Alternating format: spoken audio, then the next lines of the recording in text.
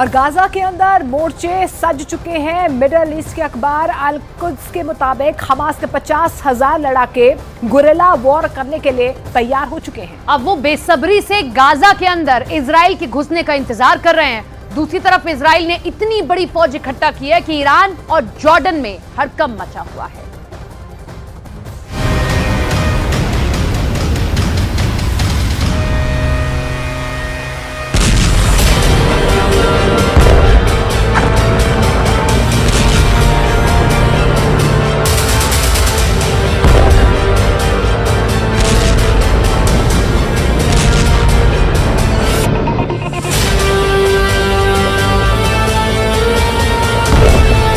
Israel की राजधानी तेल अवीव में एक सायरन बजा और सारे के सारे अपनी जान बचाने के लिए दौड़ पड़े।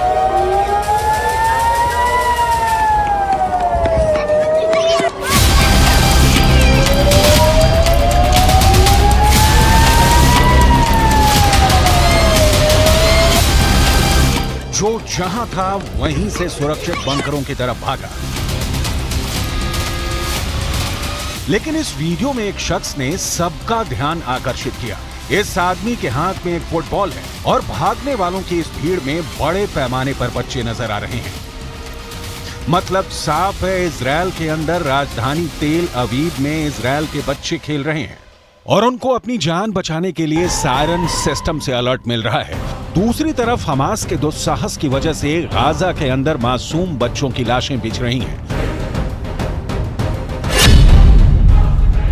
यूनिसेफ ने कहा है कि गाजा के अंदर करीब 5 लाख बच्चे हैं और युद्ध की त्रासदी की सबसे ज्यादा मार गाजा के बच्चों को झेलनी पड़ रही है। कई अरबी भाषा की न्यूज रिपोर्ट्स के मुताबिक इस वक्त गाजा के अंदर मरने वालों का आंकड़ा करीब 2000 तक जा पहुंचा है। इनमें से करीब 500 बच्चे हैं।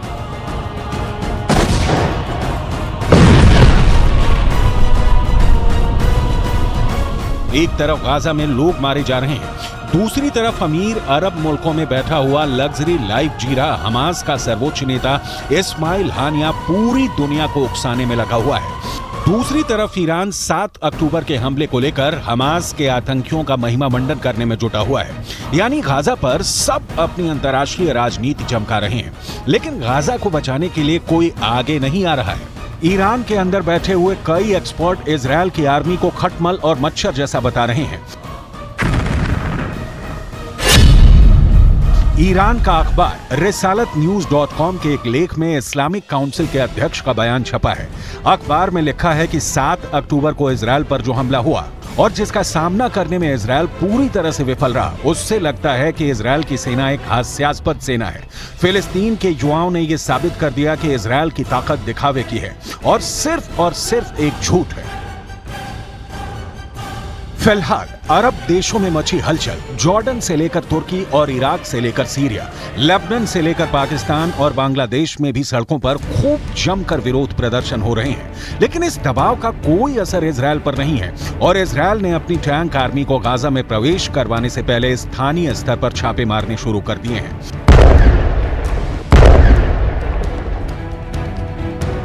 इजराइल ने उत्तर गाजा के 10 लाख से अधिक फिलिस्तीनियों को सुरक्षित मार दिया है ताकि उन्हें उत्तरी गाजा छोड़ने में कोई मुश्किल नहीं आए। तब तक के लिए इजराइल की एयरफोर्स ने महत्वपूर्ण रास्तों पर हमले रोके हैं। दूसरी तरफ हमास का यह कहना है कि इजराइल ने दक्षिणी गाजा पर जा रहे लोगों पर भी हमले किए हैं। लेकिन सवाल यह है कि क्या हमास के आतंकी ही लोगों पर हमले कर रहे हैं ताकि लोग डर के मारे उत्तरी गाजा को ना छोड़ें और उसे मानव ढाल का लाभ मिलता रहे। इजराइल डिफेंस फोर्सेज का बयान, जिससे पता चलता है कि कैसे आतंकी अब भी मानव ढाल का खुलकर उपयोग कर रहे हैं। Want civilians not to be affected by the war. We didn't put those civilians there. They are not our enemy. We are not trying to kill or injure any civilians. We are fighting against Hamas. That needs to be abundantly clear. We are fighting and targeting Hamas and its military infrastructure wherever it is. That's where we target it, and we have targeted around the Gaza Strip and in the northern part of the Gaza Strip. We have seen a significant movement of Palestinian civilians towards the south. Extremely sad and worrying to see is the fact that Hamas actively undermines and has tried to stop Palestinian civilians from evacuating that area, both via messages and also checkpoints and stops on the ground, according to reports made by international media. That, I think, is the peak of cynicism, the fact that Hamas not only holds civilians as their human shields, not only does Hamas embed itself within the civilian population and tries to use them as a disguise, not only do they hide their infrastructure underneath the civilian infrastructure, not all of those things combined, and also when we ask the civilians to evacuate, Hamas tries to stop it. Hopefully, Palestinians will do that as fast as possible, vacate the area for their own security, and return only when we tell them that it is safe to do so. Around the Gaza Strip, as have been for many days, are Israeli reserve. लेकिन फिलहाल इस समय का उपयोग Israel की military ground पर छापेमारी में कर रही है। इजरायल डिफेंस फोर्स ने कहा है कि उन्होंने गाजा के इलाके में छापेमारी विद्रोहियों से लड़ने और पिछले हफ्ते दक्षिणी इजरायल पर हमला कर आतंकियों द्वारा किए गए हमले में किडनैप हुए 120 से अधिक नागरिकों की तलाशने के लिए किया है।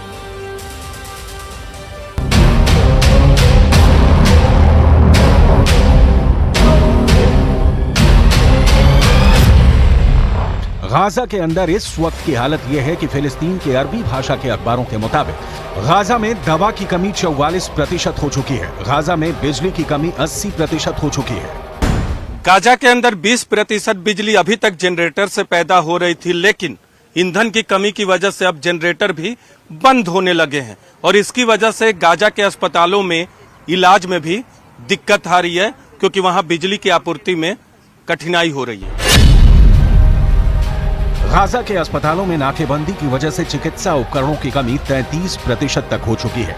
अस्पतालों के ब्लड बैंक में खून तेजी से खत्म हो रहा है।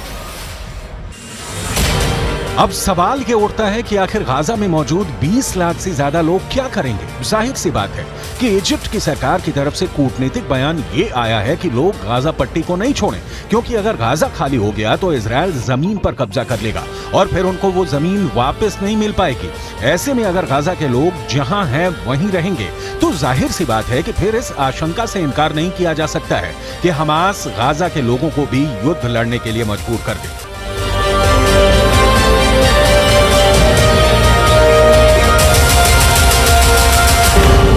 मैं इस वक्त इजरायल के जेरौत में हूं।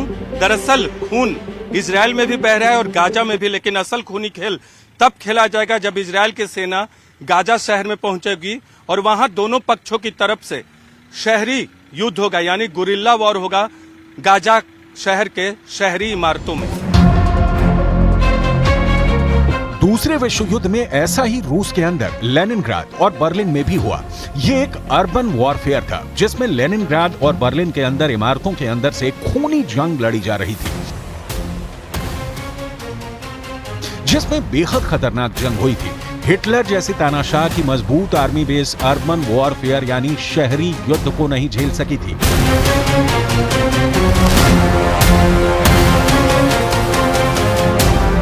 और कुछ ऐसा ही युद्ध अब गाजा के अंदर होने जा रहा है।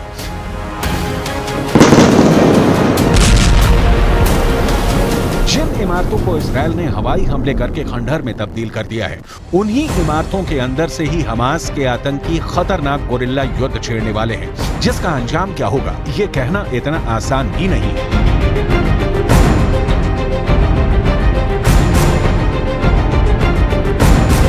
फिलहाल स्थिति यह है कि इजरायल की फोर्स इंतजार करेगी कि जब तक गाजा के अंदर बिजली, पानी और खाने की कमी से हाहाकार न मच जाए। हमास के आतंकियों को भूखा ही मार देना इजरायल की पहली स्ट्रेटजी है। इसीलिए गाजा के बॉर्डर पर सेनाएं खड़ी हैं और तब तक युद्ध नहीं शुरू करेंगी जब तक मोसाद के एजेंट उनको दुश्मन की सही जानकारी न मुहैया करवा दें। और इसीलिए ये युद्ध अभी लंबा खींचेगा, क्योंकि गाजा के अंदर घुसकर वहां सुरंगों में घुसे आतंकियों के जाल में फंस जाने का डर भी इजरायल को है। यही वजह है कि इजरायल एक एक कदम फूंक फूंक कर रख रहा है। इजरायल इस बात को समझ चुका है कि गाजा की लड़ाई कठिन है, इसीलिए इजरायल ने अपनी आर्मी की फुल स्ट्रेंथ बुला ली है।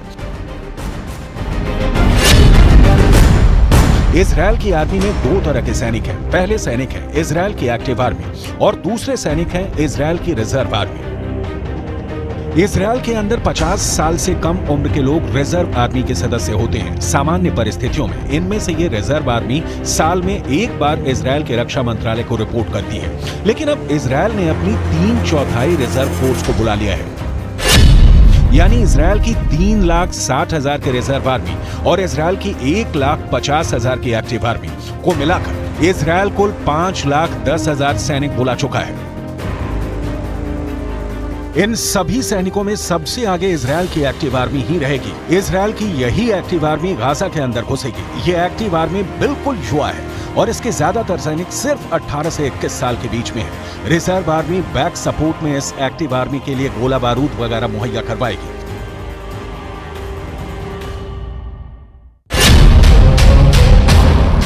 दूसरी तरफ अनुमान है कि हमास के पास करीब 20,000 लड़ाके हैं और संगठित होने पर हमास के लड़ाकों की संख्या 40,000 तक भी पहुंच सकती है। हमास के लड़ाकों की संख्या इजरायल की आर्मी की संख्या में कम है, लेकिन जब हमास के लड़ाके गोरिल्ला युद्ध शुरू करेंगे तो इजरायल के सैनिकों को ज्यादा मुसीबत झेलनी पड़ सकती है, क्योंकि हमास के लड़ाके गाजा के चप्पे चप्पे से वाकिफ हैं। लेकिन अरब देशों के मीडिया के अंदर इस वक्त हड़कंप मचा हुआ है। अरबी भाषा के अखबार अल कुद्स ने अपने एक संपादकीय में लिखा है कि जब हमास के लड़ाकों की संख्या ही ज्यादा से ज्यादा 40,000 है, तो फिर आखिर क्या वजह है कि इजरायल ने 5 लाख से ज्यादा सैनिक इकट्ठा कर लिए हैं।